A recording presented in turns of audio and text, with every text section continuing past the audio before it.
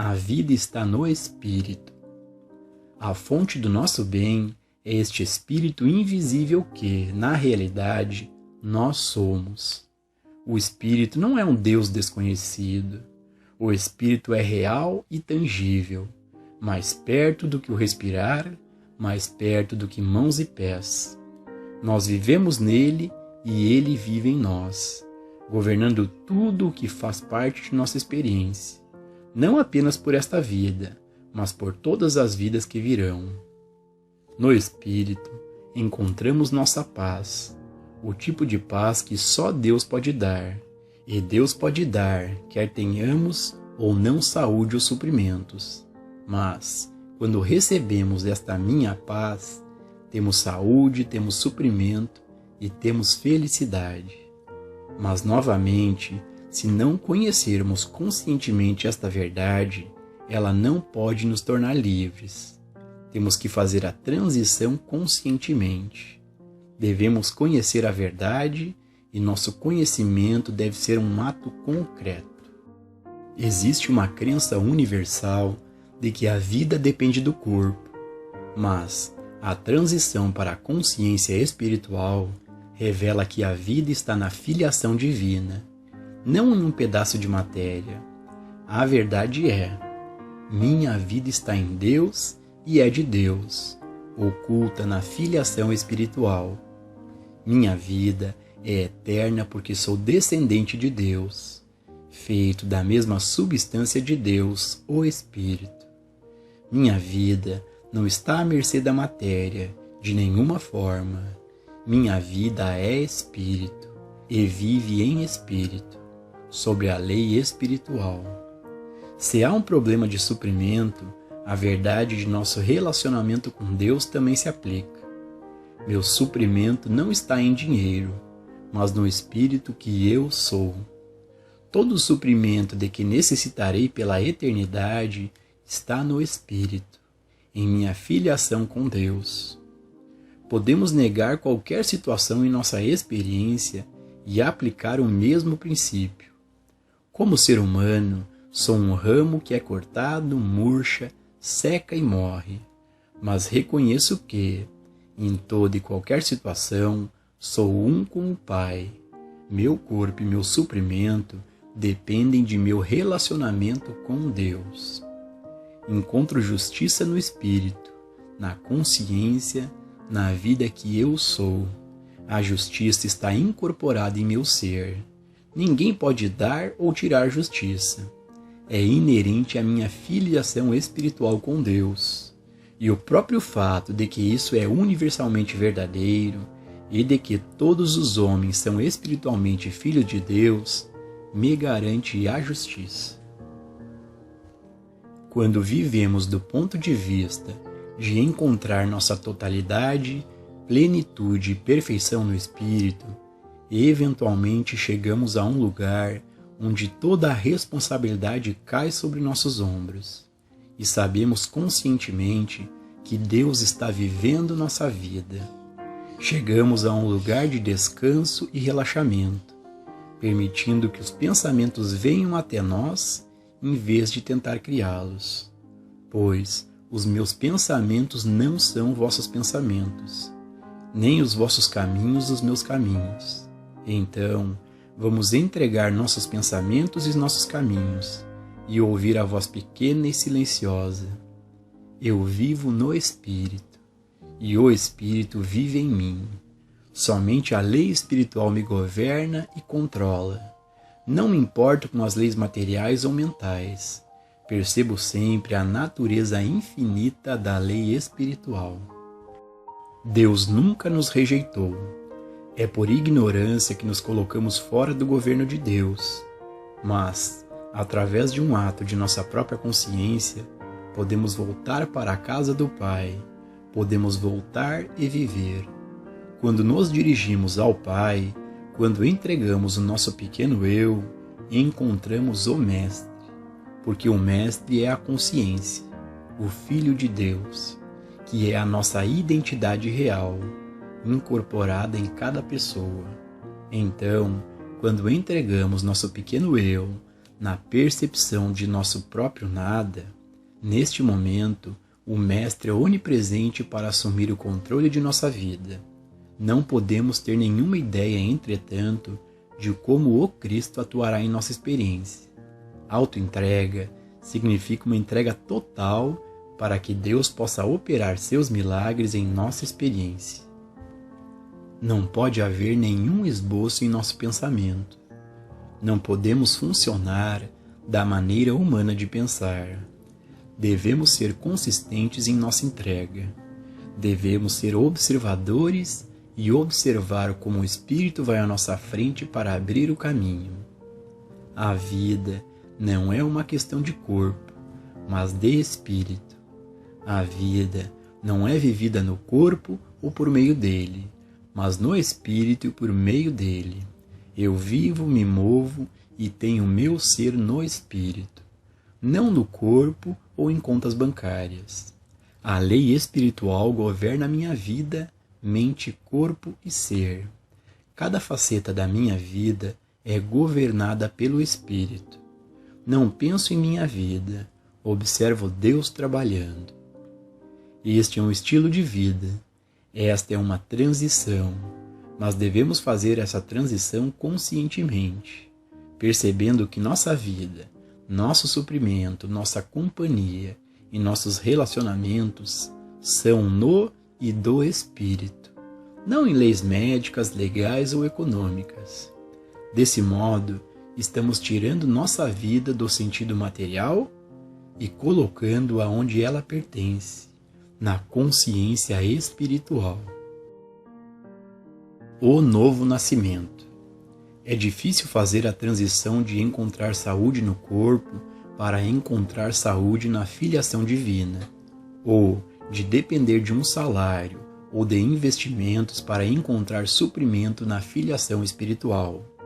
É tão difícil fazer a transição de encontrar nosso bem no mundo para encontrar nosso bem em Deus. Uma vez que o Mestre disse: estreita é a porta, e estreita é o caminho que conduz à vida, e poucos são os que o encontram. Nascemos em uma consciência mortal ou humana, e, por termos nascido assim, presumia-se que responderíamos às leis materiais.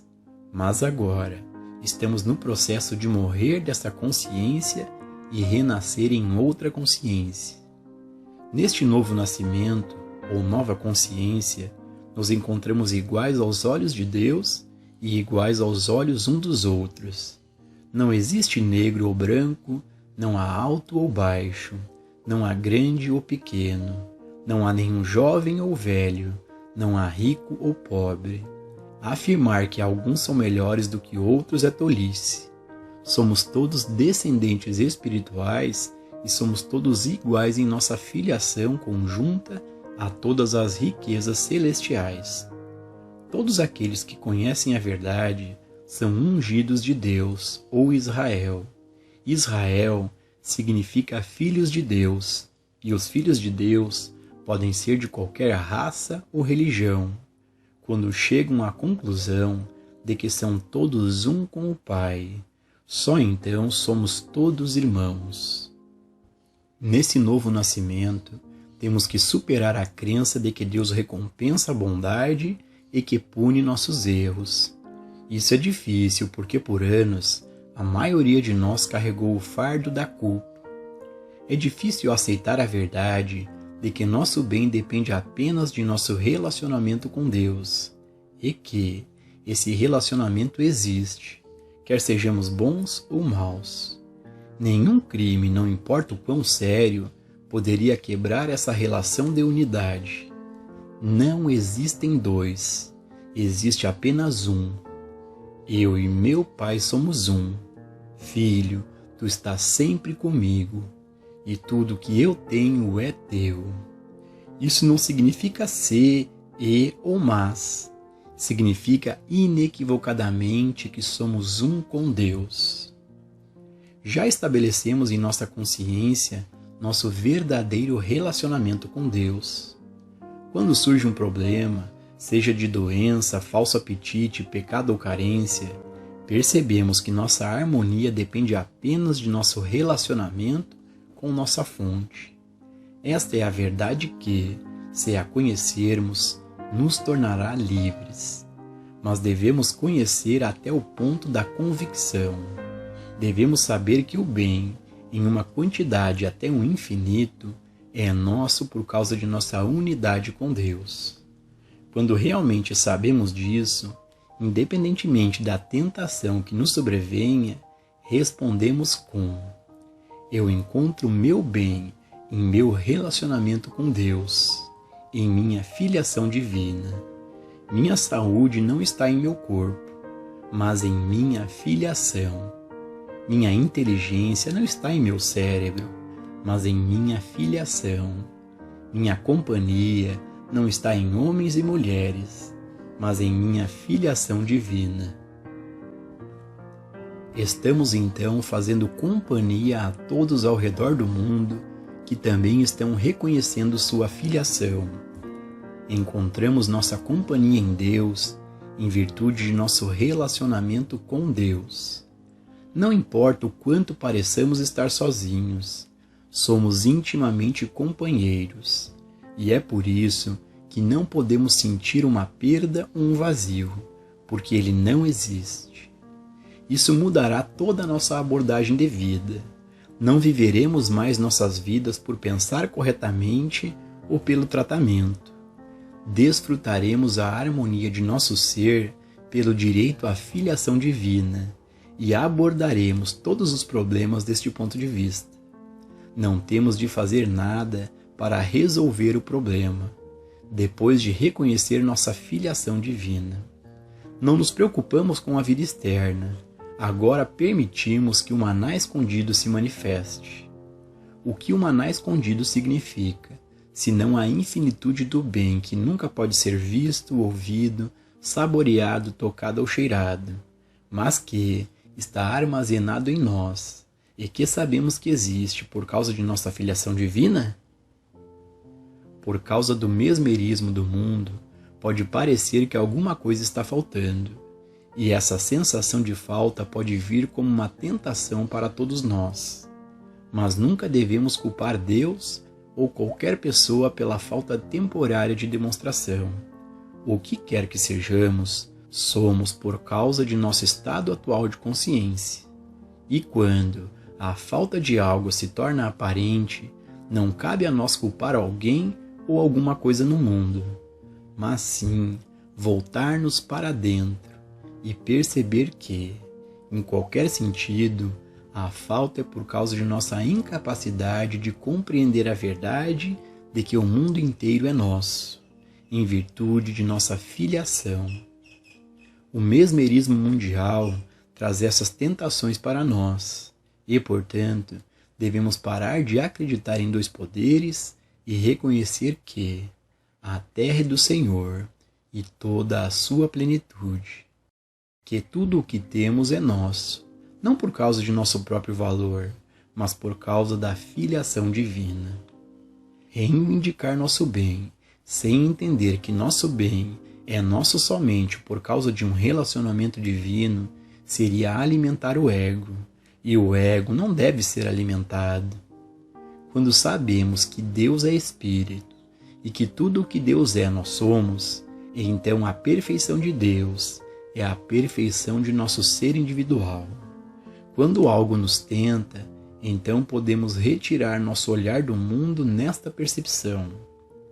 Aqui dentro de mim, mais perto do que respirar, está meu contato com o infinito, com a eternidade, com a imortalidade. Sou tão jovem quanto Deus, mas também sou tão velho quanto Deus. Todas as qualidades e todas as quantidades de Deus são minha por herança divina. Não dividimos o bem celestial entre nós. Todos nós herdamos tudo que o Pai possui. Deus é Espírito e não pode ser dividido ou feito em pedaços. Não podemos mais culpar o homem cuja respiração está em suas narinas. Não podemos mais temer o que o homem mortal possa fazer a nós. mas somente quando estamos em nosso relacionamento legítimo com Deus, podemos fazer declarações como essa. Só então podemos dizer que nenhuma das armas levantadas contra nós prosperará. Tudo isto nos permite desviar o olhar do mundo e viver mais na interioridade, viver mais períodos de nossa vida em meditação e contemplação interior, porque, conforme os problemas do mundo nos tocam, precisamos da lembrança de que nenhum homem no mundo pode dar qualquer coisa a nós, e nenhum homem no mundo pode tirar nada de nós. Vivemos apenas em nosso relacionamento com Deus. Não vivemos no ou para o mundo. Estamos em Deus e Deus está em nós, pois somos um. Deus Pai e Deus Filho. O Filho nunca está separado e à parte de Deus. Este ponto de filiação, corretamente entendido, nos torna completamente livres do mundo, porque tudo é nosso por direito de filiação. Viver nessa consciência é o que produz harmonia, mas significa viver nela. Isso traz uma transição do homem terreno para aquele homem que encontra seu bem em sua cristandade, como herdeiro de Deus. Nosso relacionamento com Deus foi estabelecido desde o princípio e é nosso por direito divino. Isso também revela a necessidade de não viver no passado e não viver no futuro, porque viver no passado ou no futuro é viver na humanidade. Somente aqui e agora encontramos nosso bem em nossa cristandade. Não importa o quanto tentemos viver nossa cristandade, as tentações virão. Elas podem ocorrer em qualquer período de nosso progresso espiritual, mas quando elas vierem, devemos estar alertas e sermos capazes de dizer: para trás de mim, Satanás, isso é uma aparência, não um fato. Meu bem está em minha filiação divina. Essa verdade deve ser considerada algo secreto e também sagrado, porque, se a expressamos, a derramamos. A única vez que somos chamados a expressar a verdade é quando encontramos alguém suficientemente avançado no caminho. Então, podemos compartilhá-lo, mas só então. Nunca devemos esquecer que a verdade espiritual não deve ser colocada diante da mente humana. Deve ser mantida de modo secreto e sagrado, anunciado apenas quando estivermos com alguém que o receberá no mesmo espírito de segredo e santidade. Nota de gabinete. Neste capítulo, foi apresentado um princípio que deve mudar a natureza de sua vida. A responsabilidade por realizar essa mudança, entretanto, é sua. Depende de você praticar este princípio, trabalhar com ele e meditar sobre ele até que seja capaz de demonstrá-lo. Perceba conscientemente que saúde, suprimento, felicidade e paz estão em Deus. Comece a trabalhar com este princípio para que, cada vez que pensar em saúde, seja para você ou para outra pessoa, você perceba que a saúde está no espírito, não no corpo. Então largue isso. Quando confrontado com qualquer discórdia, seja a sua ou de outra pessoa, perceba que a resposta para o problema está no espírito. Eventualmente, você descobrirá que fez uma transição completa para onde está vivendo no e do espírito. E o espírito está vivendo em e por você, por causa da unidade. Ao colocar todas as questões da vida no espírito, ocorre um ajuste em sua vida e o levará à fruição espiritual. Mas devo adverti-lo aqui. À primeira vista pode parecer que, quando você atinge esse objetivo, você pode até reclinar-se e flutuar com o equivalente humano de asas, ou uma harpa, mas isso não é verdade, visto que o objetivo é a imortalidade, a eternidade e o infinito. A verdadeira alegria está em alcançá-lo. Porque você comunga na terra, haverá maiores realizações adiante. Sempre haverá um novo horizonte aparecendo à distância, um novo passo a ser dado. E esta é a alegria da vida. Na verdade, o ego pode ter muito pouco prazer neste modo de vida espiritual, porque nunca é a sua compreensão pessoal que traz a demonstração de paz e harmonia. É a compreensão de Deus. Quanto mais longe você chega, menos e menos de sua humanidade vem à tona. O ápice da realização é alcançado no nada do sentido pessoal, para que o espírito possa ganhar vida em você. Trabalhe com os princípios encontrados neste capítulo, percebendo que você mesmo deve fazer a transição. Seu professor pode elevá-lo na consciência, mas você tem a mesma inteligência infinita que ele tem, e a mesma quantidade de amor divino, só que você deve fazer uso deles. Só você pode se levar mais e mais longe nesta transição, e isso apenas por meio de um trabalho consciente e específico. A função do professor é: eu, se for levantado da terra, atrairei todos os homens a mim. Mas o professor não pode levar o aluno para o céu. Isso é o que o mestre quis dizer quando disse: se eu não for embora, o Consolador não virá até vocês. Assim será com você, se você permitir que o professor o eleve ao ponto em que você possa dizer: que o Pai faça as obras por meu intermédio e como eu. Ao não se preocupar com sua vida, você recebe proteção divina e graça divina. Exige uma entrega de si mesmo, para que você possa receber a sabedoria e a atividade interior. Então, você descobre que isso o torna muito ativo no mundo exterior, dando-lhe trabalho mais do que o suficiente. Esses princípios fundamentais do caminho infinito podem ser encontrados em todas as escrituras, mas eles têm valor para você apenas quando se tornam ativos e vivos em você. A verdade que você não conhece não vai libertá-lo. O grau em que você incorpora a verdade em sua consciência é o que torna livre.